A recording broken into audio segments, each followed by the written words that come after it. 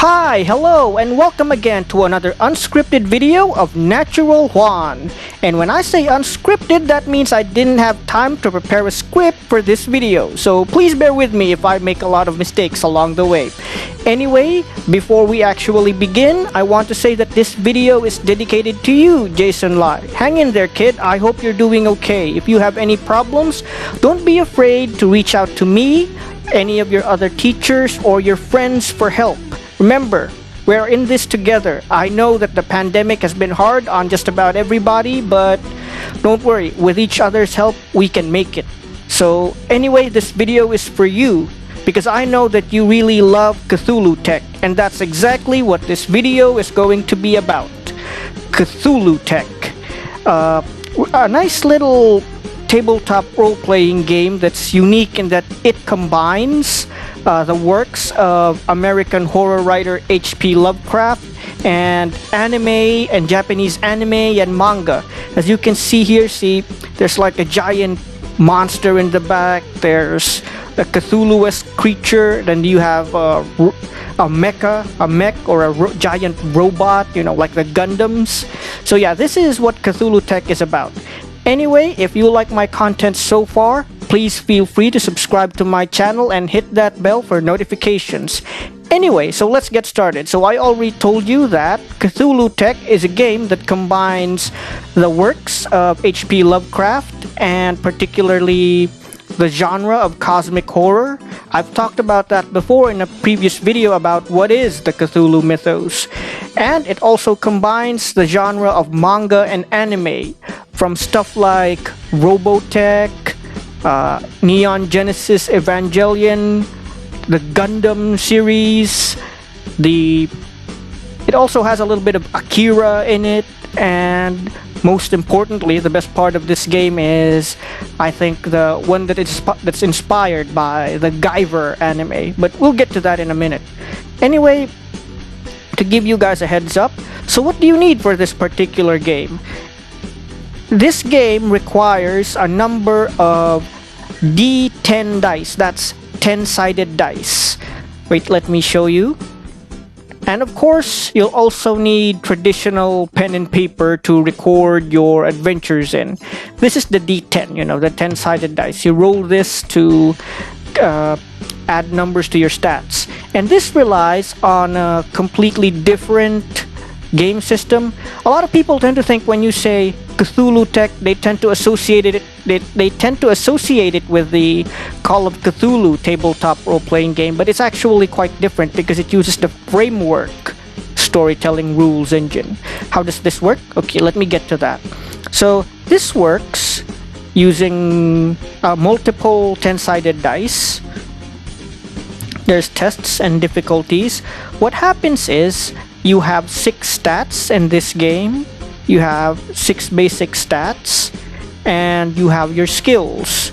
So what happens is you add your base, that is from your attributes, like your perception, your strength, your skill in science, your intelligence, then the skills like research and I think driving, your skill with range attacks like guns and throwing weapons, or your melee skills such as with axes or maybe swords, or like the clubs that policemen use, that kind of thing. So anyway, besides that, there's the difficulty. So this works like this. So for example, I have a base strength skill of strength attribute of 5, and I'm trying to lift something. I have at least 3 D10 for it. So what will happen is I roll, see there, 3, 10, and 8. I take the 10 because this is the highest out of the 3 dice, and I add that to my attribute of 15. Now, if the difficulty is 7 to 9, since 15 is higher than 7 to 9, it means I succeed. However, this game also has special rules such as what they call straits, and what can happen when you get all ones. For example, when you talk about straights, for example, if I roll 3 dice and what comes out is 2, 3, 4, because there's 2, 3, 4, it means I can add that up if they're consecutive. So it's like 2, 3, 4, 4, 5, 6, 7, 8, 9. They have to be consecutive in order to be a straight. But when you do that, that is considered a huge success. That is considered huge success, and you can add them together. Unlike if it's like this, you just add the highest roll to your base. Now, if you are very unlucky and what comes out is 1, 1, 1, if all the results are 1, it means you fail catastrophically. In fact, you don't want any ones. And just scoring half, like half your result is 1, that is already considered a very bad result, or something bad has already happened. An example, like for example, I roll a straight while trying to drive. If I roll a straight, say I roll 5, 6, 7, that means I succeed. Not only do I succeed in my task, I succeed really well, and maybe I get to my destination in half the time, or maybe I get lucky with something like that. But if I get multiple ones and it's half or more than half of the result, that means while driving, maybe I get into an accident. That's how that works. So that's the framework system. It's very different from the D20 system that most people are familiar with, and the percentile dice that Call of Cthulhu usually uses. Now, let's move on to the setting. The setting of Cthulhu Tech is far in the future. Maybe not Warhammer 40,000 future, or Numenera that takes place 1 billion years in the future. But Cthulhu Tech takes place far in the future, at least, wherein humans have already made contact with alien life forms, mainly the Migo from Lovecraft's literature. You know, the fungi wasp aliens. That's how best you can describe them. They're bugs, but they're also part fungi. Anyway, in Cthulhu Tech, humans go to war with these aliens, but they manage to make new allies as well, called the Nazadi, which are created by the Migo, and they join forces to fight off the Migo. It's very similar to the way, I guess, what are they called? Zentradi from Robotech works. So the two of them work together. After the Zentradi realized they were just, slaves. The same thing happened to the Nazadi, that they realized they were just slaves and they decided to work with humans. So in this particular future, humans are locked in a war with the Migo. This is called the Aeon War, and it is a war of epic proportions. In this kind of war, you have different sorts of war machines from the New Earth government mecha, which are very much like the what do they call them? The Veritechs from Robotech. The giant robots that people ride in. They also have the powered armor variety. Like the Space Marines from Warhammer, where they just get inside these great big suits of armor like Iron Man, and they become part of it. But you also have the really big war machines. And besides them, you have your Engels. These Engels are more like the Avas of Evangelion, in that they're not robots, they're actually alive. And in this particular setting, they're actually based on the same creatures Cthulhu is. So they are extremely powerful. But while humans are fighting an overt war with the Migo, there's a lot of bad things happening in the background as well. There are your cults, and there are your various monsters trying to undermine humanity. Like, you got cultists trying to sacrifice people to Hastur and stuff like that. You also have what they call the Doanoids, which are people who transform into monsters. you've also got the esoteric order of Dagon.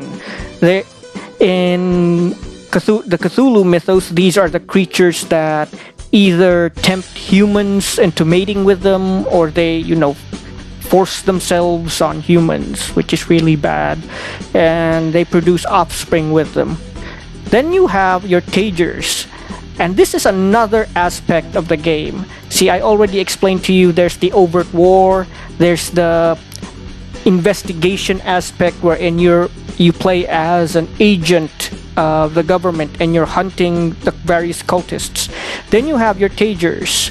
These are like the Guyvers of the Guyver manga. See, they can turn into these monster-like creatures, but they're actually heroes, and they fight what are called the Doanoids. Wait, I'm going to show to you the Doanoids. These Doanoids are actually similar to your Tagers. They're humans who turn into monsters, but they are wholeheartedly evil.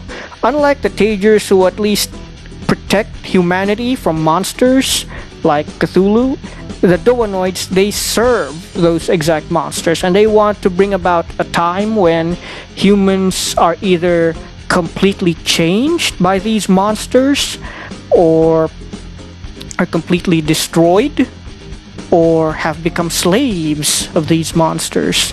So that's the kind of beings they are. That's why the Tagers oppose them. They call this aspect of the game the Shadow War, because it's done in secret, and the Tagers wage it whenever they encounter the Doanoids. And the Doanoids actually work for a huge mega corporation in the future, so it's very, very hard to take them down. Imagine, for example, if you... Okay, then I think a good example would be like the Umbrella Corporation of Resident Evil. The Chrysalis Corporation, which the Doanoids belong to, is a lot like the Umbrella Corporation. Because it's so entrenched into various governments and countries, it's almost impossible to get rid of them.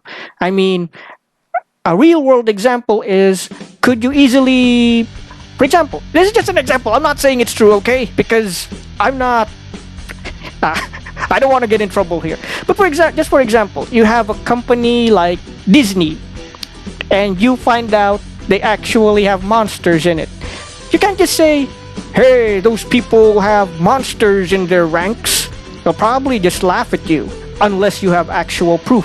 And that is the kind of war the Tagers wage against the Doanoids, and that they're seeking to prove that the Chrysalis Corporation, the company the Doanoids belong to, is actually evil, and that they are hastening the destruction of the world and mankind.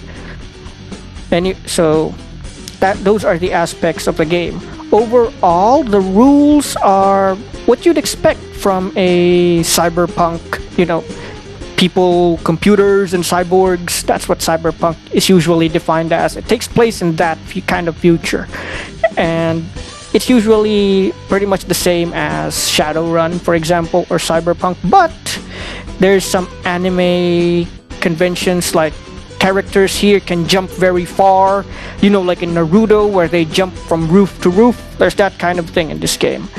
So anyway, I really hoped you liked this video, and if you did, please feel free to like and share. And if you want more stuff like this, please subscribe to my channel and hit that bell for notifications.